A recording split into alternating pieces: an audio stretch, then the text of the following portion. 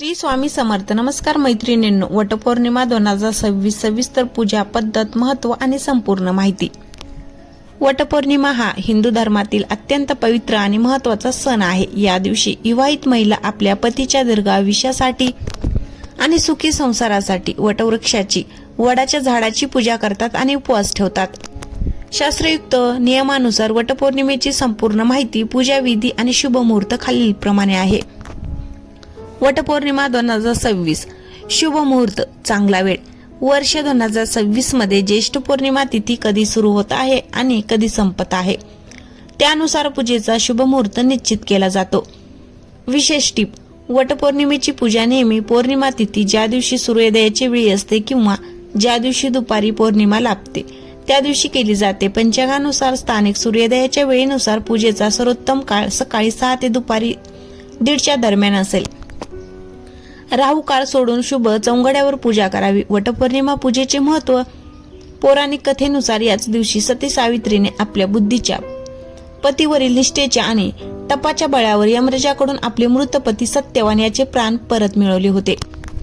त्रिमूर्तीचा वास: वडाच्या झाडामध्ये ब्रह्मा, विष्णू आणि महेश, शिव या तिन्ही देवाचा वास असतो असे मानले जाते. दीर्घायुष्य: वडाचे झाड शेकडो वर्ष जगते. त्याची पूजा करून महिला आपल्या पतीला वडासारखे सुदृढ आणि दीर्घ आयुष्य लाभो अशी प्रार्थना करतात. आरोग्य: वडाचे झाड भरपूर ऑक्सिजन देते. त्याच्या सानिध्यात राहिल्याने आरोग्य लाभते. पूजेसाठी लागणारे संपूर्ण साहित्य: पूजा सुरू करण्यापूर्वी खालील साहित्य एका तपकात पूजेच्या ताटात गोळा करून ठेवावे. मुख्य साहित्य: वडाची फांदी झाडाला इजा न करता खाली पडलेली मिळाल्यास उत्तम, किंवा मुख्य वडाच्या झाडापाशी जाऊन पूजा करावी. पांढरा सुती धागा, कच्चा सूत. पूजेचे ताट: हळद, कुंकू, गुलाल, अष्टगंध, अक्षदा, अखंड तांदूळ. अभिषेक व नैवेद्य: तांबेभर पाणी, पंचामृत, दूध, दही, तूप, मध, साखर, सुकामेवा, 5 प्रकारची फळे विशेषतः आंबा, फणस, जांभूळ, केळी, सौभाग्यलेणी, विड्याची पाने, सुपारी, नारळ, नवीन काचेच्या बांगड्या, काळे मणी जोडवी शक्य असल्यास, धूप, दीप, दिवा, वाती, कापूर, अगरबत्ती, काळेपेटी, अंथरण्यासाठी आसन किंवा पाट आणि लाल पिवळे कापड. संपूर्ण शास्त्रयुक्त पूजा विधी पाऊल दर पाऊल. जर तुम्ही घराबाहेर मुख्य वडाच्या झाडापाशी जात असाल किंवा घरात वडाची फांदी आणून पूजा करत असाल तर खालील विधी करावा.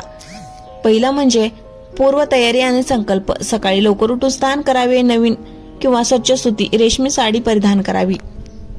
सोन्याचे किंवा सौभाग्य अलंकार घालावे. पूजेच्या ठिकाणी पाट मांडून त्यावर वडाची फांदी ठेवावी किंवा मुख्य वडाच्या झाडासमोर बसावे. हातात थोडे पाणी आणि अक्षदा घेऊन मी माझ्या पतीच्या दीर्घायुष्यासाठी, आरोग्यासाठी आणि अखंड सौभाग्यासाठी वटसावित्री व्रत करत आहे असा मनात संकल्प करावा आणि पाणी खाली सोडावे. दुसरं म्हणजे वटवृक्ष पूजन. सर्वप्रथम वडाच्या झाडाला किंवा फांदीला सुवासिक पाणी आणि पंचामृताने अभिषेक घालावा. झाडाला हळदी, कुंकू, गुलाल आणि अष्टगंध लावावे. अक्षदा व्हाव्यात. वडाच्या मुळाशी किंवा फांदीजवळ विड्याची पाने, सुपारी आणि काही नाणे ठेवून वरदविनायक आणि सावित्री सत्यवान याचे ध्यान करावे. फुले आणि ऋतू, आंबे, जांभूळ अर्पण करावीत. धूप, दीप आणि अगरबत्ती ओवाळावी. तिसरं म्हणजे सुताची प्रदक्षिणा. मुख्य विधी: हातामध्ये पांढरा सुती धागा, कच्चा सूत घ्यावा. वडाच्या झाडाला 7 वेळा प्रदक्षिणा घालावी. प्रदक्षिणा घालताना तो धागा झाडाभोवती गुंडाळत जावा. प्रत्येक प्रदक्षिणेवेळी मनात पतीच्या आरोग्यासाठी प्रार्थना करावी. काही महिला 3 किंवा 5 प्रदक्षिणा घालतात. चौथं म्हणजे कथा वाचन आणि आरती. पूजा संपन्न झाल्यावर एका जागी बसून वटसावित्री कथा, सावित्री आणि सत्यवानाची गोष्ट मनभावे वाचावी किंवा ऐकावी. त्यानंतर वडाच्या झाडाची आणि देवी सावित्रीची आरती करावी. कापूर जाळून ओवाळावे. 5वं म्हणजे वाण देणे व आशीर्वाद. पूजेनंतर घरातील ज्येष्ठ स्त्रियांना, सासू, जाऊ किंवा सुवासिनींना वाण, फळे, सुकामेवा, ब्लाउज पीस आणि सौभाग्य वस्तू देऊन त्यांच्या पाया पडून आशीर्वाद घ्यावा. पतीच्या चरणांना स्पर्श करून त्यांचे आशीर्वाद घ्यावेत. गर्भवती महिलांनी वटपौर्णिमेची पूजा करावी का? होय, गर्भवती महिला वटपौर्णिमेची पूजा नक्कीच करू शकतात. शास्त्रात गर्भवती महिलांना पूजेची पूर्ण मुभा आहे, कारण हे सौभाग्य व्रत आहे. परंतु त्यांनी स्वतःच्या आणि गर्भाच्या आरोग्याची काळजी घेण्यासाठी खालील नियमाचे पालन करणे अत्यंत आवश्यक आहे. गरोदर महिलांसाठी पाळावयाचे नियम: कडक उपवास करू नये. गर्भवती महिलांनी न शिरता निर्जला किंवा कडक उपवास करू नये. सकाळी दूध, फळे किंवा हलका आहार, फराळ घ्यावा. शरीरात पाण्याची कमतरता भासू देऊ नये. गर्दीच्या ठिकाणी जाणे टाळावे. वटपौर्णिमेला वडाच्या झाडापाशी महिलांची खूप गर्दी होते. अशा गर्दीत धक्का लागण्याची शक्यता असते. त्यामुळे गर्भवती महिलांनी बाहेर जाण्याऐवजी घरातच वडाची लहान फांदी आणून किंवा वडाच्या चित्राची पूजा करावी. प्रदक्षिणा घालताना काळजी घ्यावी. जास्त प्रदक्षिणा घालताना चक्कर येण्याची शक्यता असते. त्यामुळे धावपळ न करता शांतपणे पूजा करावी. गरज वाटल्यास प्रदक्षिणा न घालता एकाच जागी उभे राहून सुताचे वेटोळे अर्पण करावे.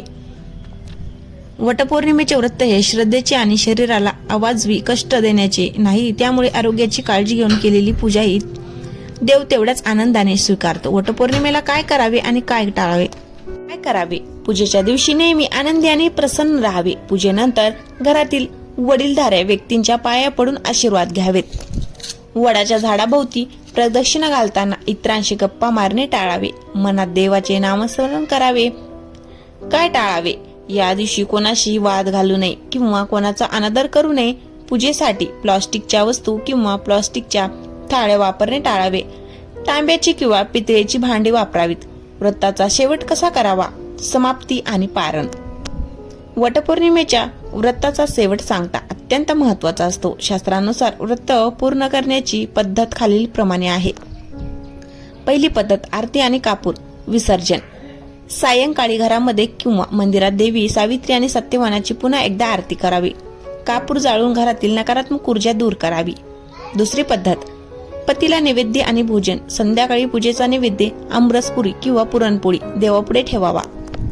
त्यानंतर पतीला जेवणाचे पान वाढून त्यांना प्रेमाने भोजन द्यावे. काही ठिकाणी पतीच्या हाताने पाण्याचा पहिला घोट घेऊन उपवास सोडण्याची परंपरा आहे. तिसरी पद्धत दुसऱ्या दिवशी सकाळी व्रत समाप्ती. जर तुम्ही अखंड उपवास दुसऱ्या दिवशी सोडणार करत असाल तर दुसऱ्या दिवशी सकाळी स्नान करावे. देवाची नेहमीप्रमाणे पूजा करावी.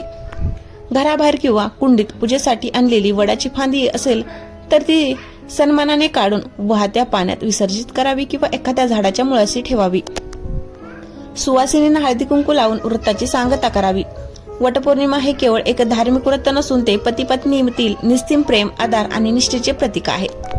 सती सावित्रीच्या कथेवरून आपल्याला हे शिकायला मिळते की दृढ निश्चय आणि पवित्र प्रेमाच्या बळावर कोणत्याही संकटावर मात करता येते. निसर्गाची वडाची पूजा करून आपण पर्यावरण प्राप्ती आपली कृतज्ञता व्यक्त करतो. संपूर्ण नियमाचे पालन करून आणि आरोग्याची काळजी घेऊन केलेली ही पूजा तुमच्या संसारात नक्कीच सुख, समृद्धी आणि दीर्घायुष्य घेऊन येईल. अखंड सौभाग्यवती भव. जर व्हिडिओ आवडला असेल तर लाईक, शेअर करा आणि सबस्क्राईब करायला विसरू नका. धन्यवाद.